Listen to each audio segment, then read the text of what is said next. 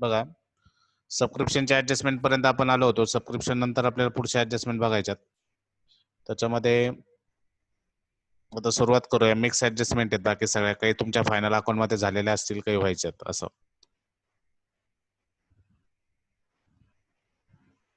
बघा आता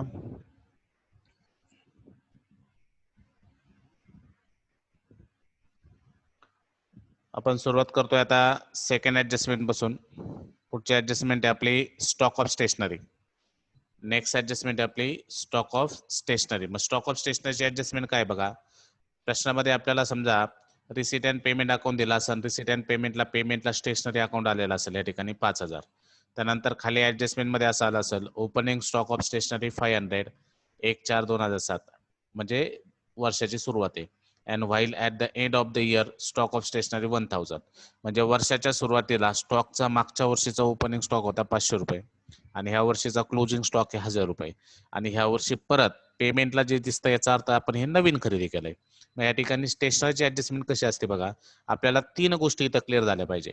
एक तर मागचा शिल्लक किती होता म्हणजे सुरुवातीचा ओपनिंग स्टॉक म्हणजे मागचा वर्षी राहिलेला शिल्लक ते होता 500 रुपये. त्यानंतर ह्या वर्षी शेवट किती शिल्लक राहिलं त्याला म्हणतो आपण क्लोजिंग स्टॉक, तो आता 1000 रुपये. ह्या वर्षीचा स्टेशनरीचा स्टॉक किती शिल्लक राहिला 1000. आणि नवीन किती परचेस केलं तर नवीन ह्या ठिकाणी पेमेंटला असतं. पेमेंटला कळतं आपल्याला नवीन किती परचेस केलं. मग आता ही ऍडजस्टमेंट सोडवताना 1-1.5 मार्कसाठी ऍडजस्टमेंट येते. ही ऍडजस्टमेंट सोडवताना तुम्ही इफेक्ट कसे करणार तर सगळ्यात अगोदर काय करणार बघा. आपली जी स्टेशनरी बघा ओपनिंग स्टॉक या ठिकाणी दिलेला आहे. मग इथं लिहायचं सुरुवातीला एक्सपेंडिचरला, कारण स्टेशनरी कुठे जात असतं एक्सपेंडिचरला. मग सुरुवात करताना आपण लिहिणार इथं बघा टू स्टेशनरी. त्याच्यामध्ये सगळ्यात अगोदर घ्यायचा ओपनिंग स्टॉक. आता स्टेशनरीचा ओपनिंग स्टॉक आपल्याला ऍडजस्टमेंट मध्ये सांगितलंय. स्टेशनरीचा ओपनिंग स्टॉक किती सांगितलाय 500 रुपये. मग आपण या ठिकाणी घेतले ओपनिंग स्टॉक 500 रुपये. त्यानंतर आपण किती परचेस केलं ते ऍड करायचं असतं. पेमेंटला जे आपण परचेस केलंय ते ऍड करणार. मग पेमेंटला किती रुपये दिसत आहेत रे स्टेशनरीचे तर 5,000 रुपये. मग ते 5,000 रुपये या ठिकाणी आणून काय करायचे ऍड करायचे. मग ओपनिंग स्टॉक घेतला 500 त्याच्यात ऍड परचेस घेतलं 5,000. आता सगळी मिळून किती अमाऊंट झाली तर 5,000 प्लस 500 टोटल अमाऊंट झाली 5,500.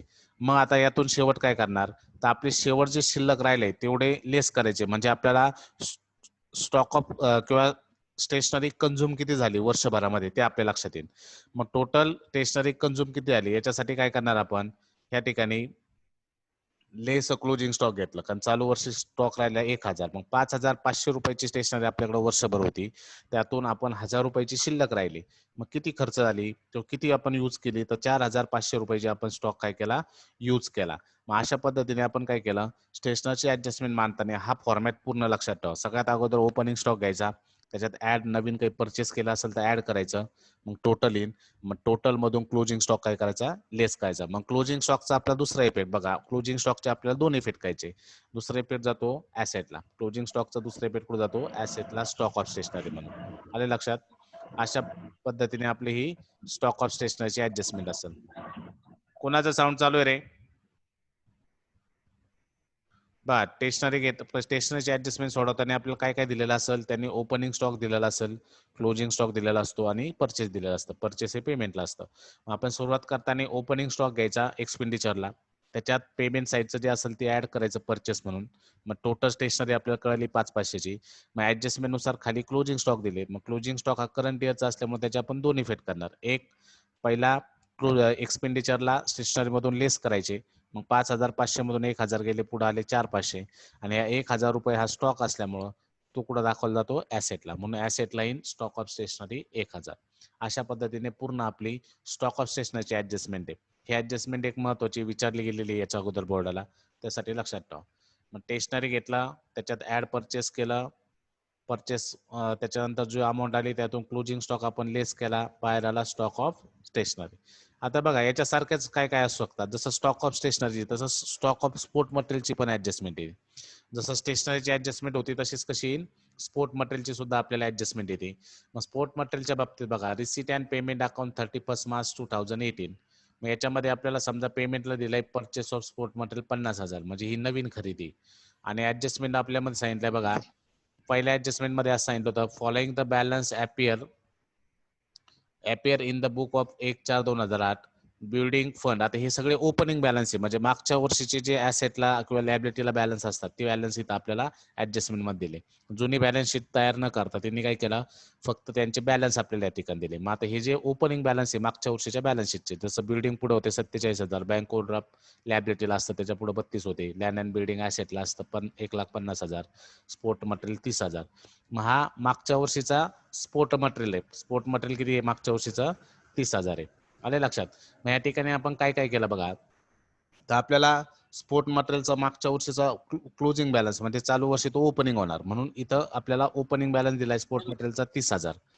त्याच्यानंतर नवीन परचेस केलंय ते पेमेंटला आहे, पेमेंटला आपल्याला सांगितलंय 50,000. आणि 2 नंबरच्या ऍडजस्टमेंट मध्ये आपल्याला closing stock of sport material was 8,000 on which depreciate is to be provide at 12.5%. आता इथं 2 ऍडजस्टमेंट एकत्र आल्या. सेकंड नंबरच्या ऍडजस्टमेंट मध्ये क्लोजिंग स्टॉक ऑफ मटेरियल पण सांगितलं, प्लस त्याच्यावर डेप्रिसिएशन पण सांगितलं. आता ही ऍडजस्टमेंट कशा सोडवायच्या हे आपल्या बुक मधलं आहे, त्याच्यामुळे नीट लक्ष द्या.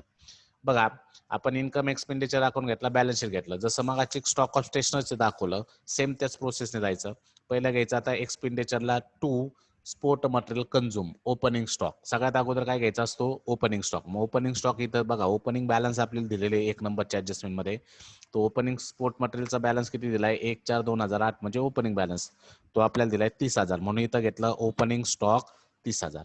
मग आता ओपनिंग स्टॉक आला की त्याच्यात परचेस ऍड करायचं. त्याच्यात काय ऍड करायचं परचेस. मग क्रेडिट बघा इथं पेमेंटला परचेस आलेलं आहे, मग परचेस या ठिकाणी काय करा ऍड करा. मग ऍड परचेस, मग 30 मध्ये 50,000 आपण ऍड केले, 30 आणि 50 किती झाले टोटल 80,000. म्हणजे याचा अर्थ काय झाला की आपल्याकडे जुनं मटेरियल 30,000चं होतं, प्लस आपण ह्या वर्षी नवीन 50,000ची खरेदी केली, म्हणून आपण दोघांची टोटल दाखवली 80,000.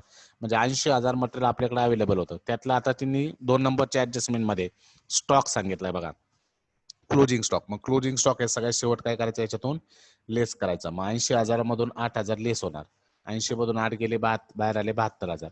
मग ह्या 8,000चा सेकंड इफेक्ट जातो ऍसेटला. सेकंड इफेक्ट कुठे जातो ऍसेटला, स्पोर्ट मटेरियल 8,000. मग आता मी इनरला का दाखवलं कारण त्याच्यावर डेप्रिसिएशनची ऍडजस्टमेंट आहे, म्हणून ते पैसे इनरला घेतले. मग आता बघा फॉर्मॅट नीट समजून घ्या. एक्सपेंडिचरला जर आपल्याला हे तिन्ही गोष्टी दिलेल्या असतील तर सगळ्यात अगोदर ओपनिंग स्टॉक घ्या, नंतर परचेस घ्या, पेमेंट साईडला जे असतं ते परचेस असतं म्हणजे नवीन खरेदी. मग टोटल घ्यायची, त्यातून क्लोजिंग स्टॉक काय करायचा ऍडजस्टमेंट मध्ये सांगितलेला असतो, क्लोजिंग स्टॉक काय करायचा लेस करायचा एक्सपेंडिचरला, आणि क्लोजिंग स्टॉकचा सेकंड इफेक्ट करायचा ऍसेटला. क्लोजिंग स्टॉकचा सेकंड इफेक्ट कुठे जातो ऍसेटला. मग या ठिकाणी बघा ओपनिंग स्टॉकचा एकच इफेक्ट आहे, ओपनिंग स्टॉक सुद्धा ऍडजस्टमेंट. यश तुझा मोबाईल हे बंद कर रे, यश साऊंड बंद कर. बघा स्पोर्ट मटेरियल कन्झ्युमचं मध्ये ओपनिंग स्टॉक आपण सगळ्यात वर घेणार, त्यामध्ये ओपनिंग स्टॉकचा एकच इफेक्ट असतो. ओपनिंग स्टॉक जरी ऍडजस्टमेंट मध्ये आला तर त्याचा दुसरा इफेक्ट असतो मागच्या बॅलन्स शीटला, पण आपण मागची बॅलन्स शीट घेत नाही त्याच्यामुळे आपण इथे एकच इफेक्ट दाखवतो. मग स्पोर्ट मटेरियल ओपनिंग स्टॉक म्हणून घ्यायचं ओपनिंग स्टॉक. त्यानंतर पेमेंट साईडला जे असतं ते परचेस म्हणून ऍड केलं, राहिले 80,000. आणि ऍडजस्टमेंट मध्ये जे क्लोजिंग स्टॉक दिला त्याचे 2 इफेक्ट करायचे, एक एक्सपेंडिचरला लेस करायचा आणि सेकंड इफेक्ट करायचा ऍसेटला. सेकंड इफेक्ट कुठे करायचा ऍसेटला. मग असा हा पूर्ण फॉर्मॅट आहे. आता आपल्याला बघा याच्यापेक्षा ऍडिशन त्यांनी एक ऍडजस्टमेंट दिली का डिप्रिसिएशन काढायला लावलं.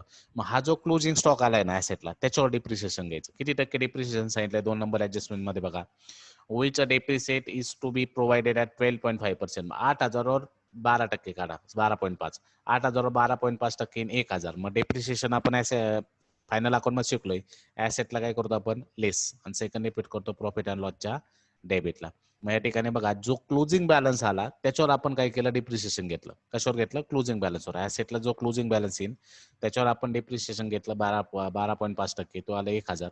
लेस केला त्याचा सेकंड इफेक्ट आपण करतो पी अँड एलच्या डेबिटला, म्हणजेच कुठे जाईल एक्सपेंडिचरला. अशा पद्धतीने आपण डिप्रिसिएशनची सुद्धा ऍडजस्टमेंट या ठिकाणी क्लिअर केली. मग याच्यामध्ये मेन इम्पॉर्टंट आहे की तुमचं स्पोर्ट मटेरियलचा तुमचं इफेक्ट लक्षात ठेवा. स्पोर्ट मटेरियलचं काय केलं, मग स्पोर्ट मटेरियलचं ओपनिंग स्टॉक त्याच्यात परचेस ऍड केलं, मग क्लोजिंग स्टॉकचे 2 इफेक्ट करायचे, एक एक्सपेंडिचरला लेस करून सेकंड इफेक्ट ऍसेटला. ठीक आहे. आता सेम हे जे स्पोर्ट मटेरियल सारखं आहे तसंच ते पुढे पोस्टल स्टॅम्पवर सुद्धा आपल्याला ऍडजस्टमेंट आहे. आता ती कशी बघा, वरती हेडिंग वाला चेंज करायचं राहिलं बहुतेक. पोस्टल स्टॅम्पची ऍडजस्टमेंट बघा, by purchase of postal stamp पेमेंटला दिलंय पोस्टल स्टॅम्प 1,500 रुपयाची खरेदी केली. Following is the balance appear in the balance sheet. आता जुनी बॅलन्स शीट जर बनवली तर जुन्या बॅलन्स शीटला ऍसेटला हा बॅलन्स दिलेला असतो, स्टॉक ऑफ पोस्टल स्टॅम्प. म्हणजे मागच्या वर्षीचा क्लोजिंग हा जुन्या ऍसेटला असतो आणि तोच या वर्षी आपण ओपनिंग म्हणून घेतो. किंवा आपल्याला खाली इथे ऍडजस्टमेंट मध्ये सांगितलं असतं 1/4/2008 चे ओपनिंग बॅलन्स, कारण आपलं वर्ष कधी चालू झालंय 1/4/2007 पाहिजे इथं. 1/4/2007 ते 31 मार्च 2008. नाही 1/4 बघा आपलं वर्ष आहे फायनान्शियल इयर 31 मार्च 2008 वरती, म्हणजे इथं 1/4/2007 पाहिजे. मग आता बघा हा ओपनिंग बॅलन्स समजा स्टॉक ऑफ पोस्ट स्टॅम्पचा हा दिलाय नवीन परचेस आणि खाली आपल्याला the value of the unused postage stamp दिले ₹200. मग या ठिकाणी आपल्याला तिन्ही गोष्टी मिळाल्या. एक परचेस कळालं, दुसरी गोष्ट मागच्या वर्षीचा ओपनिंग स्टॉक बॅलन्स म्हणजे ओपनिंग स्टॉक कळाला, प्लस या वर्षीचा क्लोजिंग स्टॉक कळाला. मग सेम आपण जसं स्टेशनरीचं केलं, जसं स्पोर्ट मटेरियलचं केलं, सेम याचं करायचं. सगळ्यात अगोदर घ्यायचं टू पोस्टेज किंवा पोस्टल स्टॅम्प म्हणा. ओपनिंग स्टॉक घेतला बघा, ओपनिंग स्टॉक 500 दिलाय तो आपण घेतला. त्यामध्ये पेमेंटचं परचेस ऍड करायचं, पेमेंटचं जे असतं ते त्यामध्ये काय करायचं ऍड करायचं. ही प्रोसेस म्हणजे फॉर्मॅट पक्का डोक्यात ठेवा. ओपनिंग स्टॉक घेतला की लगेच त्याच्यामध्ये पेमेंटचा काय करायचा ऍड करायचं. पेमेंटचे आपण ₹1,500 ऍड केले, टोटल आले ₹2,000. मग आता या 2,000 मधून पुढची स्टेप काय असेल रे, तर हा जो क्लोजिंग स्टॉक आहे, हा क्लोजिंग स्टॉक जो दिलाय आपल्याला the value of the unused post stamp. Unused म्हणजे ते वापरलेले नाही, तसेच आपल्याकडे पडू नये. मग ते अनयूज म्हणजेच आपल्याकडं स्टॉक शिल्लक राहिलेला. मग तो क्लोजिंग स्टॉक म्हणून काय करायचा लेस करायचा आणि ह्या क्लोजिंग स्टॉकचा सेकंड इफेक्ट जातो ऍसेटला. मग या ठिकाणी बघा एक्सपेंडिचरला क्लोजिंग स्टॉक म्हणून लेस केले, बाहेर आले 1800 आणि या क्लोजिंग स्टॉकचा सेकंड इफेक्ट जातो स्टॉक ऑफ पोस्टल स्टॅम्प म्हणून ऍसेटला. मग अशा पद्धतीने आपण काय केली ही पोस्टल स्टॅम्पची सुद्धा ऍडजस्टमेंट सोडवली. मग बोर्डाला आपल्याला तिन्हीपैकी कुठली ऍडजस्टमेंट देऊ शकते, कधी स्पोर्ट मटेरियलवर टाकतात, कधी मेडिसिनवर टाकतात, कधी तुमचा ड्रग्जवर टाकतात, कधी तुम्हाला पोस्टल स्टॅम्पवर दिसल, कधी स्पोर्ट मटेरियलवर दिसल, कधी स्टेशनरीवर दिसल. पण फॉर्मॅट त्यांचा सगळ्यांचा काय सेम आहे. काय तर सगळ्यात अगोदर ओपनिंग स्टॉक घ्या, त्याच्यानंतर त्याच्यात पेमेंटला आलं तर काही परचेस असेल तर ते ऍड करा, त्याच्यानंतर मग क्लोजिंग स्टॉक असेल तर त्याचे 2 इफेक्ट करा, एक्सपेंडिचरला लेस करून ऍसेटला. अशा पद्धतीने हे ऍडजस्टमेंट आहेत. आता हे ड्रग्सची बघा सेम प्रोसेस, फक्त आता ड्रग्सच्या या ठिकाणी त्यांनी ओपनिंग स्टॉक दिला नाही, परचेस आणि क्लोजिंग स्टॉक दिला. मग ड्रग्सचं काय करणार आपण, सगळ्यात अगोदर एक्सपेंडिचरला घेतलं परचेस, कारण ओपनिंग स्टॉक असतं तर आपण त्याच्यात परचेस ऍड केला असतं. पण आता ओपनिंग स्टॉक नाही म्हणून डायरेक्ट पेमेंटचं दे होतं तेच इथं टू परचेस ड्रग म्हणलं तरी चालेल ₹7,000. त्यातून आता क्लोजिंग स्टॉक दिलेला आहे. मग क्लोजिंग स्टॉकचे आपण काय करतो, एक एक्सपेंडिचरला लेस करतो आणि सेकंड इफेक्ट जातो ऍसेटला. सेकंड इफेक्ट कुठे जातो ऍसेटला. मग या ठिकाणी बघा फॉर्मॅटमध्ये ओपनिंग स्टॉक आला नव्हता पण परचेस आले होतं. परचेस म्हणजेच ते आपण एक्सपेंडिचरला दाखवलं 2 ड्रग्स 7,000, त्यातून क्लोजिंग स्टॉक ₹1,000 आपण लेस केले आणि 1,000चा सेकंड इफेक्ट कुठे केला ऍसेटला. ठीक आहे. बघा आता हे नवीन ऍडजस्टमेंट चालू झाली. तिसरी ऍडजस्टमेंट आपण बघतोय. आपण क्लोजिंग स्टॉकचे ऍडजस्टमेंट बघितल्या, स्टेशनरीची, ड्रगची, स्पोर्ट मटेरियलची, ठीक आहे, पोस्टल स्टॅम्पची. आता ही तिसरी ऍडजस्टमेंट आपली चालू झाली, एंट्रन्स फी किंवा donation. Entrance fee and donation. मग एंट्रन्स फी आणि डोनेशन कोणत्या पद्धतीने ऍडजस्टमेंट येतात ते आपल्याला सगळ्या ऍडजस्टमेंट पाहिजेत. ठीक आहे. मग आता हे ऍडजस्टमेंट जे आहेत त्याची सुरुवात करताना बघा, एंट्रन्स फी आपल्याला रिसिटला दिली 2,000, डोनेशन दिलंय 1,000. हे रिसिट अँड पेमेंट अकाउंट आहे. एंट्रन्स फी 2,000 दिली, डोनेशन 1,000. ऍडजस्टमेंट मध्ये सांगितलंय donation are revenue income and entrance fee are capitalise.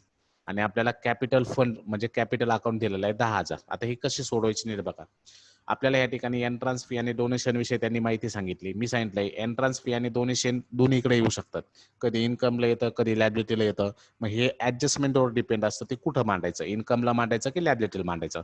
मग आता रिसिटचं जे आहे, रिसिटची जी एंट्रन्स फी आहे, रिसिटची एंट्रन्स फी आपली जाणार बघा, रिसिटच्या गोष्टी कुठं कुठं जातात इन्कम आणि लॅबिलिटीला. तसं एक्सपेंडिचर पेमेंटच्या गोष्टी कुठे जातात एक्सपेंडिचरला आणि ऍसेटला. मग आता एंट्रन्स फी किंवा डोनेशन एक तर इन्कमला किंवा लॅबिलिटीला येणार, पण हे ऍडजस्टमेंटवर डिपेंड असतं. जर काही नाही सांगितलं तर डायरेक्ट इन्कमला मांडून टाकायचे. जर तुम्हाला ऍडजस्टमेंट मध्ये काही उल्लेख आला नाही तर सरळ कुठे घेणे इन्कमला. मग आता बघा सगळ्यात अगोदर आपण मानताना डोनेशन आपल्याला काय सांगितलं, डोनेशन हा रेव्हेन्यू इन्कम म्हणून डोनेशन मांडायचं इन्कमला. त्यांनी रेव्हेन्यू इन्कम सांगितलं म्हणजे याचा अर्थ ते कुठे जाणार इन्कमला. रेव्हेन्यू इन्कम हे इन्कमला जातं आणि कॅपिटल इन्कम कॅपिटल रिसीट हे लॅबिलिटीला जात असतं. मग रेव्हेन्यू रिसीट आलं, रेव्हेन्यू इन्कम आलं तर समजून घ्यायचं ते कुठं मांडावं लागेल इन्कमला. आणि कॅपिटल रिसीट आलं तर ते कुठं मांडावं लागतं लॅबिलिटीला. मग आता डोनेशनच्या बाबतीत सांगितलंय डोनेशन हे कुठं आहे रेव्हेन्यू इन्कम आहे म्हणून आपण इन्कमला घेतलं बाय डोनेशन. मग डोनेशन आपल्याला त्यांनी इन्कमला मांडायला लावलं. आता पुढं एंट्रन्स फी आर काय सांगितलं रे, कॅपिटलाइज. मग एंट्रन्स फी आर कॅपिटलाइज याचा अर्थ एंट्रन्स फी ही कॅपिटल मध्ये दाखवायची, कॅपिटलमध्ये ऍड करायची, असा त्याचा अर्थ असतो. मग त्यासाठी आपण कॅपिटल फंड आपल्याला दिलेलं आहे बघा खाली, किती दिलंय कॅपिटल फंड, 10,000. मग ते 10,000 कॅपिटल फंड आपण पहिलं कुठे घेणार, लॅबिलिटीला. लॅबिलिटीला या ठिकाणी आपण 10,000 रुपये घेतले कॅपिटल फंड. आता हे जे एंट्रन्स फीचं त्यांनी सांगितलंय म्हणून आपण कॅपिटल फंड मध्ये काय करणार, एंट्रन्स फी ऍड करणार. 10 आणि 2 झाले 12,000. ते इनरलाच ठेवले कारण त्याच्यामध्ये सरप्लस किंवा डिपॉझिट हे लेस किंवा ऍड होणार आहे, त्यामुळे आपण ते ऍड करून इनरलाच ठेवलं. मग या ठिकाणी नीट बघा काय केलंय. सगळ्यात अगोदर आपल्याला एंट्रन्स फी आणि डोनेशन रिसिप्टला दिसतंय. मग त्याच्यावर पहिलं चेक करून घ्यायचं काही ऍडजस्टमेंट आहे का नाही. मग आपल्याला एंट्रन्स फीच्यावर ऍडजस्टमेंट होते की एंट्रन्स फी हे कॅपिटलाइज आहे म्हणून ते कॅपिटल फंड मध्ये आपण काय केलं, लायबिलिटीला ऍड केलं. आणि डोनेशनच्या बाबतीत आपल्याला कळलं की डोनेशन हे रेव्हेन्यू इन्कम आहे म्हणून ते आपण कुठं दाखवलं, इन्कमला दाखवलं. ठीक आहे. आता हीच ऍडजस्टमेंट पुढे कशा येतात बघा. बघा आता या ठिकाणी एंट्रन्स फी दिलाय 2,000, donation 1,000. Donation and entrance fee are capitalise. प्रश्नामध्ये सांगितलं की दोन्ही पण काय आहे, कॅपिटलाइज आहे. Donation and entrance fee are capitalise, मग याचा अर्थ दोन्ही कॅपिटलाइज आहे. मग सगळ्यात अगोदर आपण घेतलं कॅपिटल फंड 10,000. मग याच्यामध्ये एंट्रन्स फी पण ऍड करायची आणि डोनेशन पण ऍड करायचं कॅपिटलमध्ये, म्हणून इथं दाखवलं capital fund 10,000, add entrance fee 2,000, add donation 1,000. मग ते सगळे मिळून झाले 13,000. अशा पद्धतीने आपल्याला त्यांनी सांगितलंय की जर पूर्ण बघा या ठिकाणी डोनेशन आणि एंट्रन्स फी दोन्ही पण आपल्याला कॅपिटलाइज सांगितल्यामुळं आपण दोन्ही पण कुठं दाखवले, कॅपिटलला. मग ते इन्कमला दाखवायचे नाही. अरे लक्षात, म्हणून मी सांगितलं की त्यांच्या कुठे येऊ शकतं, कधी इन्कमला येऊ शकतं, कधी लायबिलिटीला. हे डिपेंड ऑन ऍडजस्टमेंट असतं. ठीक आहे. आता एंट्रन्स फीच्या बाबतीत पुढे काय ऍडजस्टमेंट आहे बघा. आता आपल्याला सांगितलं एंट्रन्स फी 2,000, डोनेशन 1,000. खाली ऍडजस्टमेंट अशी आली, half donation and entrance fee are capitalise. Half donation and entrance fee बघा, half donation and entrance fee are capitalise. मग अर्ध डोनेशन अर्ध एंट्रन्स फी काय सांगितली, कॅपिटलाइज. मग याच्यात कशी फिटकायची नीट बघा. आता अर्ध कॅपिटलाइज सांगितलं का नाही, half donation and entrance fee. मग याचा अर्थ घेताना काय करावं लागतं, अर्ध इन्कमला लिहावं लागतं आणि अर्ध लायबिलिटीला लिहावं लागतं. कारण त्यांनी हाफच घ्यायला लावलंय, कॅपिटलाइज कोणतं करायला लावलंय, अर्ध. मग आपण सगळ्यात अगोदर कॅपिटल फंड घेतला 10,000. मग आता half donation half entrance fee. मग आता एंट्रन्स फी किती रे, 2,000. त्याच्या हाफ केल्यावर किती येईल, 1,000. मग या ठिकाणी 1,000 रुपये फक्त कॅपिटल फंड मध्ये ऍड केले. आणि उरलेलं जे अर्धे अर्धे इन्कमला दाखवायचे, अर्धे कुठे दाखवायचे, इन्कमला. मग या ठिकाणी बघा जसं ऍडजस्टमेंट मध्ये सांगितलं की त्यांनी सांगितलं हाफच एंट्रन्स फी काय कॅपिटलाइज आहे आणि हाफच डोनेशन काय कॅपिटलाइज आहे. म्हणून आपण ह्या 2,000चे एंट्रन्स फीचे जे 2,000 होते त्याचे आपण 2 भाग केले. एक भाग आपण लायबिलिटीला ऍड केला, दुसरा भाग आपण इन्कमला दाखवला. आता काही वेळेस अशी पण प्रोसेस आपण करणार आहे, एंट्रन्स फी समजा इथं 2,000 घेणार आहे इन्कमला, त्याच्या खाली म्हणायचं लेस कॅपिटलाइज 1,000, मग बाहेर 1,000 राहतील आणि ते लेस केलेले पैसे मग इकडं कॅपिटल फंड मध्ये आणून ऍड करायचे. अशी पण आपण प्रोसेस करू शकतो. किंवा सरळ सरळ अर्धे पैसे इन्कमला दाखवा, अर्धे इकडं कॅपिटल फंड मध्ये ऍड करा. तसंच डोनेशनचं पण, आता डोनेशनचं पण त्यांनी काय सांगितलंय, हाफ डोनेशन आर कॅपिटलाइज. म्हणून 1,000चे अर्धे किती येईल, 500. मग 500 रुपये इथं कॅपिटल फंड मध्ये ऍड करायचे आणि उरलेले 500 रुपये इन्कमला दाखवायचे. मग आता ह्या ऍडजस्टमेंट नुसार काय इफेक्ट करावं लागले, इन्कमला पण दाखवावं लागलं आणि लायबिलिटीला पण दाखवावं लागलं. मागच्या ऍडजस्टमेंट मध्ये पूर्ण लायबिलिटीला आलं आणि त्याच्या मागच्या ऍडजस्टमेंट मध्ये काय होतं, एक अकाउंट इन्कमला गेलं आणि एक अकाउंट लायबिलिटीला आलं. म्हणजे कुठल्याही पद्धतीने या ठिकाणी प्रश्न येऊ शकतो. फक्त ऍडजस्टमेंट नीट वाचायची आणि त्यानुसार इफेक्ट करायचे. आले लक्षात.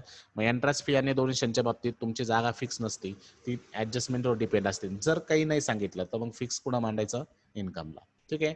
मग अशा पद्धतीने हाफ डोनेशन कॅपिटलाइज केलं, हाफ डोनेशन इन्कमला. कधी कधी आता हेच वाक्य असं उलट फिरून येतात, half donation are revenue income म्हणतात.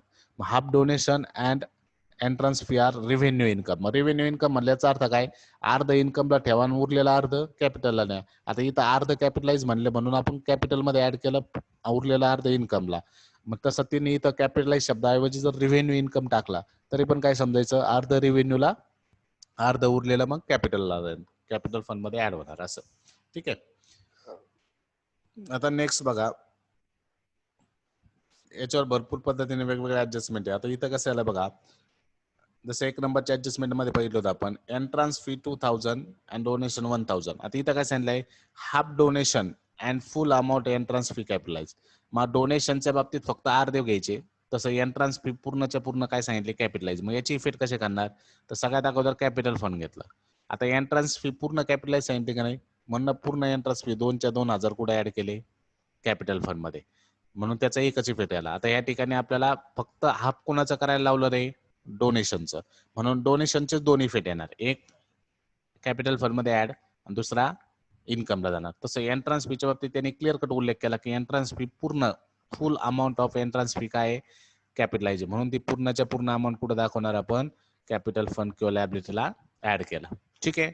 आता पुढे डोनेशनच्या बाबतीत काय सांगितलं, अर्ध. मग आता 1,000च्या अर्ध किती, 500. मग 500 रुपये काय केले आपण कॅपिटल फंड मध्ये ऍड केले आणि 500 रुपये कुठे मांडले इन्कमला.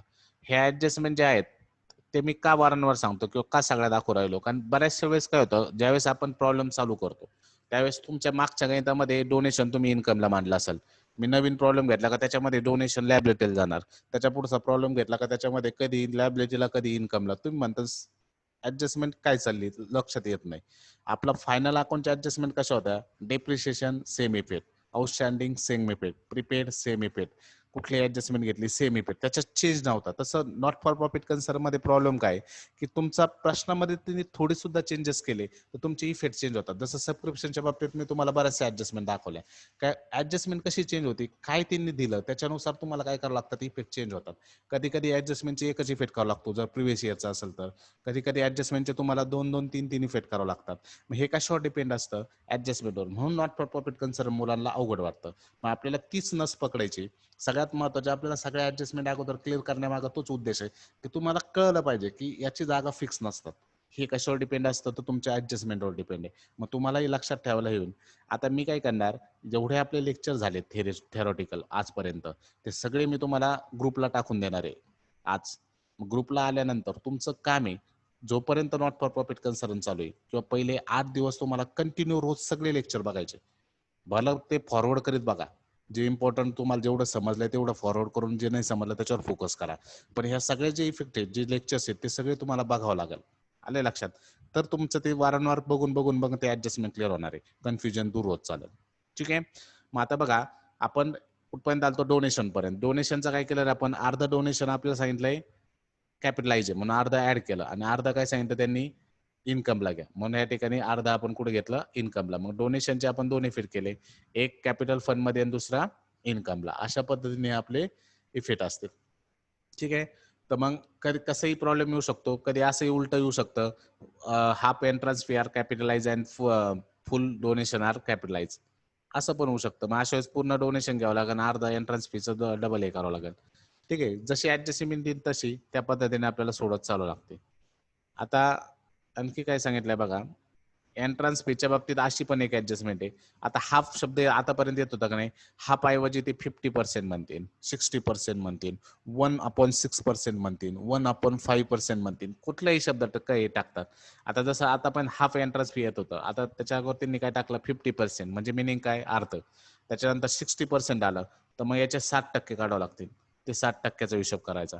जर 1/5 आलं, कधी कधी 1/5 येतं, 1/5, 1/6, अशा वेळेस मग 6 पैकी 1 हिस्सा याच्यातला किंवा 5 पैकी 1 हिस्सा याच्यातला तो कॅपिटलाइज करावा लागतो, उरलेले पैसे इन्कमला दाखवावे लागतात. पण आता फक्त जस्ट समजून घ्या 50%चं कसं करतोय. सगळ्यात अगोदर कॅपिटल फंड घेतलं 10,000, आता 50% एंट्रन्स फी म्हटल्यावर 2,000च्या अर्ध म्हणजे किती, 1,000 रुपये एंट्रन्स फीला घ्यायचं आणि 1,000 रुपये कुठं मांडायचे, उरलेले इन्कमला दाखवायचे. हेच जर त्यांनी असं आलं की 60%, मग मी 2,00,000च्या 60% का 2,000च्या 60% काढणार. मग 2,000च्या 60% कसं काढणार, तर बघा 10% इन 2,000, 10% किती आलं 2,000. मग 2,000च्या आपल्याला 2,000च्या अर्धा आपण 60% काढणार. 2,000चे 60% किती आलं, तर बघा 10% जर 200 असतील तर 6% 1,200. मग 1,200 रुपीज 60% ने, मग इथं मी काय केलं असतं, 60% इथं 1,200 रुपीज इथं ऍड केले असते, उरलेले 800 रुपीज मी कुठे दाखवले असते इन्कमला. उद्या 1/5 आलं, 1/5, मग मी काय करणार, डायरेक्ट 5ने या 2,000ला भागणार. 1/5 म्हणजे 5 पैकी 1 हिस्सा. मग 5ने याला भागलं, 5 चोक 20, 400 रुपये 1 हिस्सा आला असतात. मग 400 रुपये मी या ठिकाणी ऍड केले असते, उरलेले 1,600 रुपये मी या ठिकाणी दाखवले असते इन्कमला. म्हणजे जशी ऍडजस्टमेंट येईल तसं आपल्याला ते सोडावं लागतं, हे लक्षात ठेवा. ठीक आहे. त्याच्यानंतर आता नेक्स्ट आहे बघा, पुढच्या adjustment receipt and payment account आहे. आता ह्या मोठ्या ऍडजस्टमेंट चालू झाल्या, कंबाईन आहे. समजा उद्या तुम्हाला असं पद्धतीने आलं, रिसिट अँड पेमेंट अकाउंट वरती आलंय, त्याच्यानंतर इथं पर्टिक्युलर किंवा रिसिट साईड ही इथं आलं डोनेशन, पेमेंटला आलंय बुक, फर्निचर, फिक्स डिपॉझिट, ठीक आहे. खाली ऍडजस्टमेंट आहे, ऍडजस्टमेंट मध्ये त्यांनी आपल्याला दिलंय बुक दिलेत बघा, 31/3/2007 म्हणजे ओपनिंग बॅलन्स आहे आणि 31/3/2008 म्हणजे क्लोजिंग बॅलन्स आहे. मग बुकचा ओपनिंग स्टॉक आपल्याला 5,50,000 दिलाय, क्लोजिंग स्टॉक 5,50,000 दिलाय. त्याच्यानंतर बिल्डिंग फंड दिलंय 9,35,000. खाली एक ऍडजस्टमेंट टाकली डोनेशनवर, 50% donation are for building fund and the balance in to treated revenue income. मग आता हे ऍडजस्टमेंट कशा सोडवायच्या बघा, त्यासाठी आपण इन्कम एक्सपेंडिचर आणि बॅलन्स शीट घेतलं. आता सगळ्यात अगोदर आपण डोनेशनचा विचार करू. डोनेशन किती दिसतंय रे वरती पर्टिक्युलरला रेसिट साईडला? 6,36,000. किती डोनेशन? 6,36,000. 6,36,000 ची डोनेशन आहे. मग डोनेशनच्या बाबतीत काय सांगितलं की 50% डोनेशन आर बिल्डिंग फंड, म्हणजे यातले जे अर्धे पैसे आहेत ते बिल्डिंग फंड साठी म्हणून घ्यायचे. अँड बॅलन्स जो उरल तो रेव्हेन्यू इन्कम, म्हणजे कुठं दाखवायचा? इन्कमला दाखवायचा. मग या ठिकाणी डोनेशनचे आपल्याला 2 भाग करावे लागले. अर्धा भाग हा बिल्डिंग फंड म्हणून घ्या आणि अर्धा भाग कुठे घ्या? इन्कमला घ्या. मग त्यासाठी आता आपण पाहिलं जुनं बिल्डिंग फंड आपल्याकडे ऑलरेडी आहे. मग बिल्डिंग फंड हा स्पेशल फंड आहे, कशासाठी? तर बिल्डिंग बांधण्यासाठी. मग तो स्पेशल फंड असल्यामुळे तो कुठे घेणार आपण? लॅबिलिटीला. बिल्डिंग फंड कुठे दाखवला आपण? लॅबिलिटीला. मग हे जे ऍडजस्टमेंट मधलं होतं, ऍडजस्टमेंट मधला ओपनिंग बॅलन्स जो होता बिल्डिंग फंडचा, तो आपण कुठे घेतला? लॅबिलिटीला. आता ऍडजस्टमेंट नुसार काय खाली सांगितलं बघा, 50% डोनेशन बिल्डिंग फंड, म्हणजे ह्या 6,36,000 रुपये वरती जे डोनेशन दिसतंय त्यातले अर्धे पैसे बिल्डिंग फंड मध्ये घ्यायचे. आले लक्षात? म्हणून 6,36,000चे अर्धे पैसे येतील 3,18,000. मग 3,18,000 आपण कुठे ऍड केले? बिल्डिंग फंड मध्ये ऍड केले. आणि उरलेले जे अर्धे पैसे होते ते काय म्हणून घ्यायला लावले? Treated as a revenue income, म्हणजे रेव्हेन्यू इन्कम म्हणून घ्या, म्हणजे थोडक्यात इन्कमला दाखवा. म्हणून आपण डोनेशनचे 2 भाग केले. अर्धा भाग आपण बिल्डिंग फंड मध्ये लॅबिलिटीला ऍड केला आणि अर्धा भाग आपण कुठे दाखवला? इन्कमला. मग आता बिल्डिंग फंड मध्ये ऍड करून बाहेर आले 12,53,000. बिल्डिंग फंड मध्ये ऍड करून बाहेर आले 12,53,000. ठीक आहे. अशा पद्धतीने आपण या ठिकाणी काय केलं? ऍड केलं. मग आता पुढे बघा, बिल्डिंग फंडचं आपण ऍड करून झालंय. मग डोनेशनचे ऍडजस्टमेंट कळाले सगळ्यांना की जर बिल्डिंग फंड म्हणलं तर मग ते बिल्डिंग फंड मध्ये आपल्याला ते पैसे ऍड करावे लागतात. इथं त्यांनी असं सांगितलं असतं डोनेशन फॉर बिल्डिंग फंड, तर हे पूर्णचे पूर्ण पैसे मी बिल्डिंग फंड मध्ये लॅबिलिटीला ऍड केले असते. त्यांनी आता 50% सांगितलं म्हणून 50% ऍड करून 50% इन्कमला दाखवलं. ठीक आहे. आता बुकच्या बाबतीत बघा, बुकच्या बाबतीत बघा रे, हा जो असतो तो ओपनिंग बॅलन्स आहे. प्लस ह्या वर्षी किती परचेस केले आपण? 57,800 रुपयाचं बुक आपण परचेस केलंय. प्लस क्लोजिंग बॅलन्स त्यांनी 5,50,000 सांगितलं. आता ही कधी कधी योगायोग समजायचे, सेम आलंय. कधी कधी इथं 5,50,000 असतं तर क्लोजिंग स्टॉक इथं क्लोजिंग बॅलन्स 6 लाख असू शकतो, काही पण असू शकतं.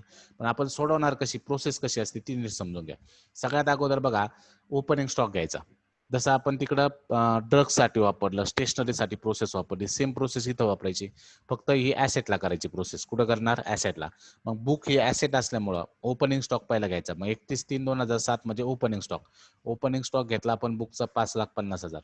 आता पेमेंटला, ही पेमेंट साईड आहे. पेमेंटला किती रुपये दिसत आहेत ते काय करायचे? आपण परचेस म्हणून घ्यायचे. मग पेमेंटला दिसते 57,800, म्हणजे या वर्षी नवीन पुस्तक आपण खरेदी केले 57,800. मग 57,800 रुपये या ठिकाणी आपण परचेस केले. मग आता 5,50,000 प्लस 57,800 टोटल झाले 6,07,800. टोटल झाले 6,07,800. मग आपण या ठिकाणी काय केलं रे? ओपनिंग स्टॉक आपण बुक होतं त्याच्यामध्ये परचेस म्हणून ऍड केलं. टोटल बुक्स आले 6,07,800. त्यावर आता बाहेर त्यांनी सांगितलं की 5,50,000 राहणार आहे. बाहेर किती राहणार आहे? 5,50,000. याचा अर्थ हे जे बाकीचे पैसे याच्यातून कट होणार आहे 6,07,800, ते झालं डेप्रिसिएशन. ते काय आलं? डेप्रिसिएशन. मग बाहेर 5,50,000 राहण्यासाठी आपल्याला किती वजा करावं लागतील? तर 57,800 रुपये हे डेप्रिसिएशन म्हणून काय करावं लागतील? वजा करावं लागतील. आता हे सेम आलं, कधी कधी वेगळं असतं. आता पुढे आलेल्या आहेत काही ऍडजस्टमेंट मी घेतल्यात ते तेवढंच कळन तुम्हाला. फक्त प्रोसेस समजून घ्या. फॉर्मॅट काय? फॉर्मॅटमध्ये सगळ्यात अगोदर ओपनिंग स्टॉक येतो ऍसेटला, त्याच्यामध्ये पेमेंटचं जे असेल ते ऍड करायचं परचेस म्हणून, मग टोटल येते. आणि त्यातून मग आउटरला जे आपल्याला सांगितलं बाहेर किती ठेवायचे, मग ते विचार करायचा आतमध्ये किती पैसे आहेत, बाहेर किती ठेवायला लावले, म्हणजे किती रुपये आपल्याला डेप्रिसिएशन म्हणून वजा करावं लागेल. मग हे जे पैसे ते कसे शोधले जातात डेप्रिसिएशनचे? तर आतल्या अमाऊंट मधून ही बाहेरची अमाऊंट काय करायची? लेस करायची, म्हणजे आपल्याला डेप्रिसिएशनचे पैसे कळतात. मग या ठिकाणी 6,07,800 मधून आपण 5,50,000 काय करणार? लेस करणार. मग डेप्रिसिएशन कळालं आपल्याला 57,800. 800. मग आता या डेप्रिसिएशनचं तुम्हाला माहिती आहे सेकंड इफेक्ट कुठे जात असतो रे डेप्रिसिएशनचा, आपण फायनल अकाउंट मध्ये शिकलोय का डेप्रिसिएशनचा सेकंड इफेक्ट हा कुठे घ्यायचा असतो पी अँड एलच्या डेबिटला. मग आता पी अँड एलची डेबिट म्हणजे तिथे एक्सपेंडिचर आहे म्हणून इथं एक्सपेंडिचरला in to depreciation on book 57,800. मग अशा पद्धतीने ह्या स्लाइडमध्ये आपण दोन ऍडजस्टमेंट शिकलो, एक डोनेशन फॉर बिल्डिंग फंडची आणि दुसरी ऍडजस्टमेंट शिकलो आपण कशाची, तर बुक्स परचेसची, त्याच्यानंतर बुकवरचं डेप्रिसिएशन. ठीक आहे. आता बघा याच्या पुढचे आपल्याला ऍडजस्टमेंट पाहिजेत.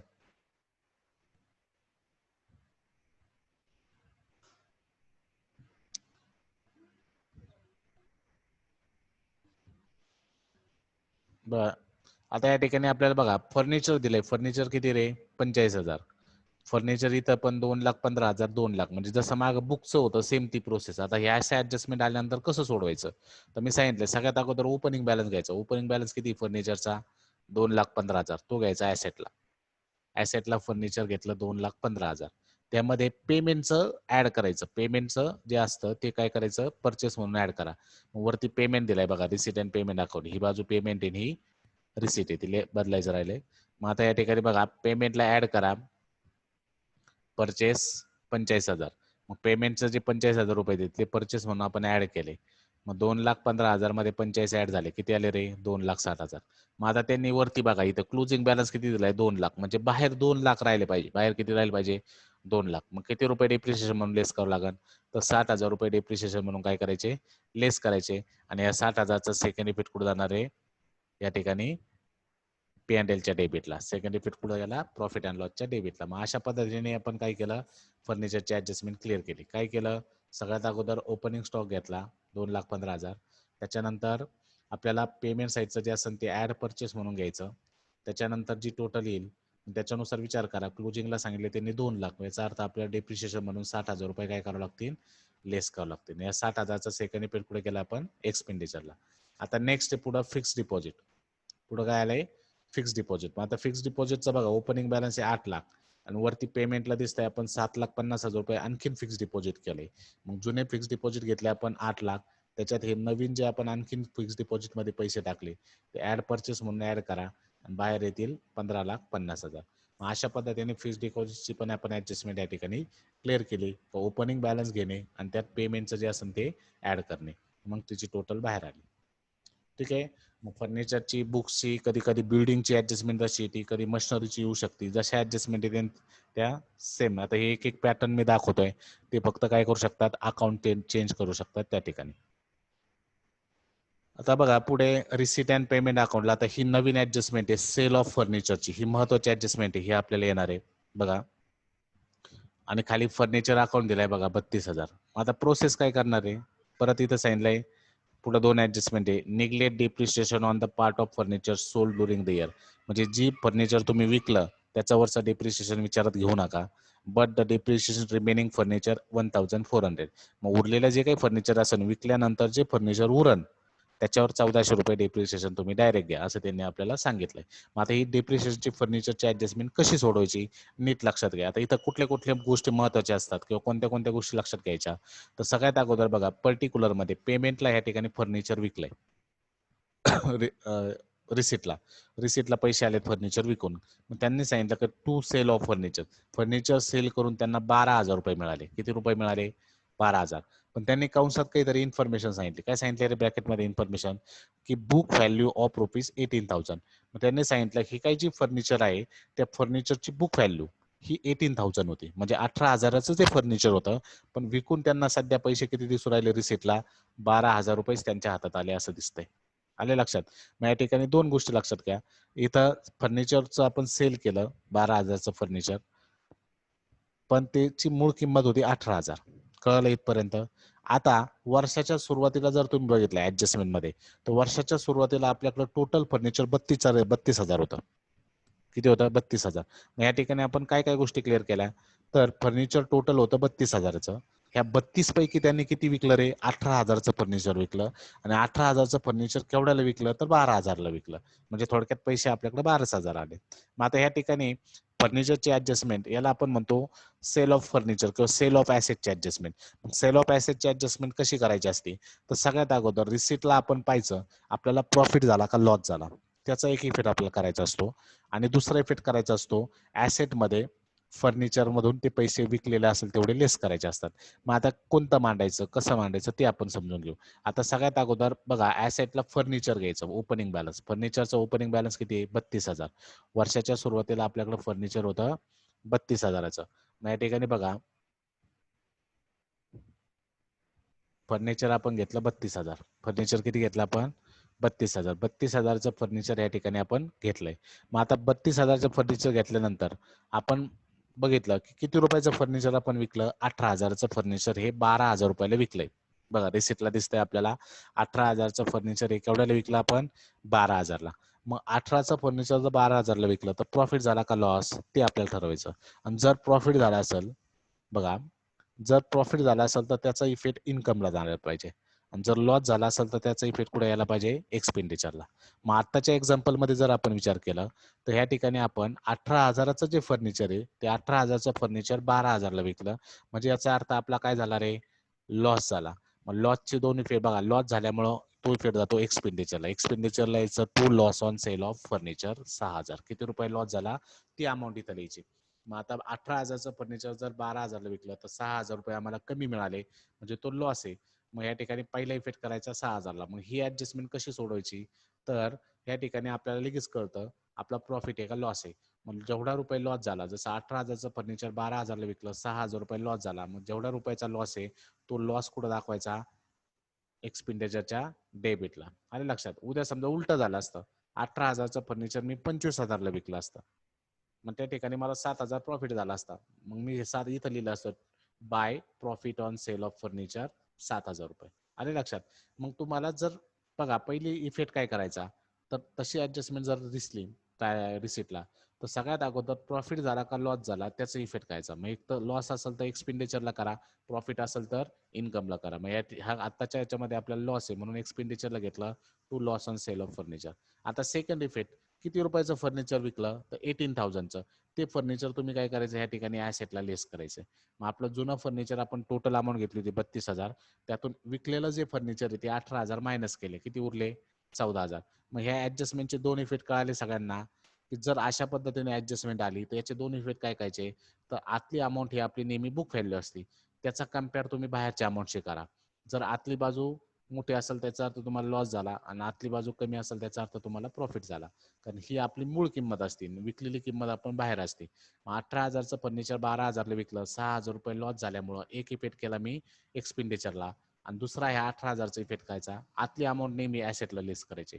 हे जे 18,000 रुपये हे काय केले आपण? ऍसेटला लेस केले. मग ऍसेटला 32,000मधून कोणती अमाऊंट लेस करायची? तर ही आतली. लक्षात ठेवा, बरेचसे मुलं चुकतात, ही लेस करून ठेवतात बाहेरची.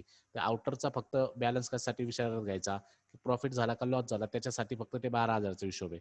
पण आपण या ठिकाणी ऍसेटला लेस करताना मूळ किंमत म्हणजे 18,000 रुपये आपण ऍसेटला काय केली? लेस केली. मग या ठिकाणी बघा, मी 6,000 रुपये लॉस झाला म्हणून त्याचा इफेक्ट केला एक्सपेंडिचरला, आणि दुसरा इफेक्ट फर्निचर मधून ऍसेट मधून काय केलं? लेस केलं. आता उरले 14,000. मग आपल्याला खाली ऍडजस्ट